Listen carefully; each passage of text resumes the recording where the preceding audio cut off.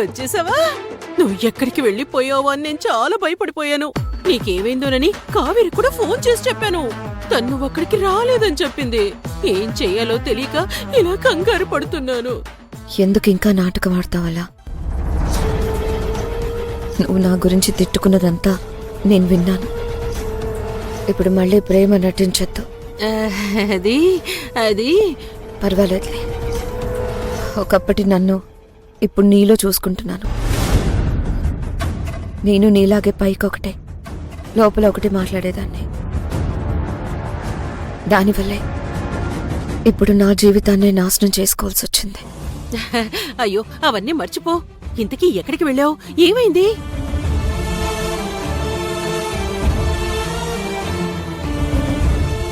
ఎవరికైతే నేను ప్రెగ్నెంట్ అని తెలియకూడదు అనుకున్నానో వాళ్ళకి ఆ విషయం తెలిసిపోయింది.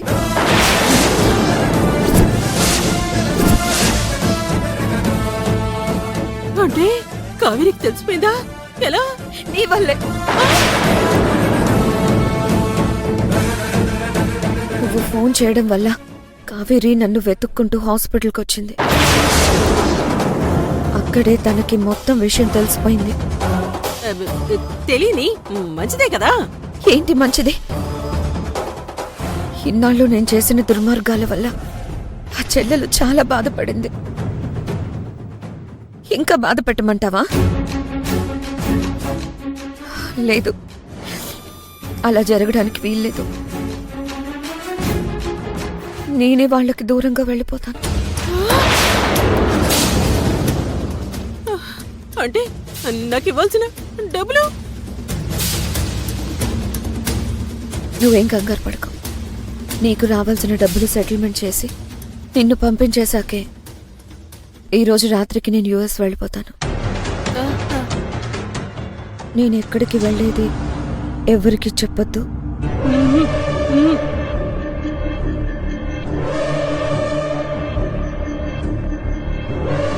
అమ్మయ్యా, పోతే పోతుందిలే. మొత్తానికి నా జీవితం సెటిల్ అయిపోతుంది. నేను కూడా గోవా వెళ్ళిపోతాను.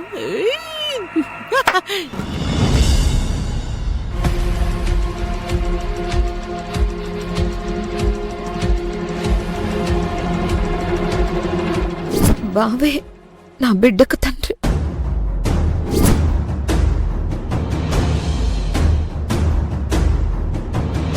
తోడు పుట్టిన దానికి అన్యాయం చేశాను. నన్ను క్షమించు కావేరి. నన్ను చంపే.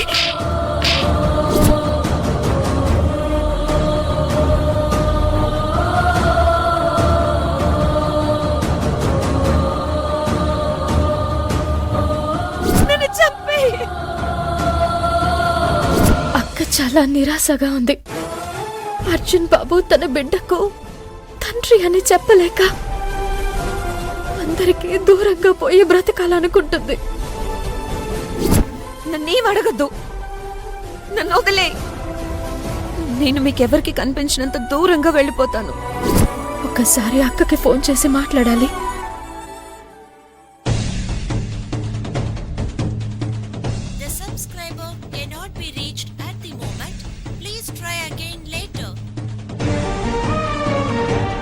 అక్క ఏమైందో, ఏం చేస్తుందో నేను వెళ్ళలేను.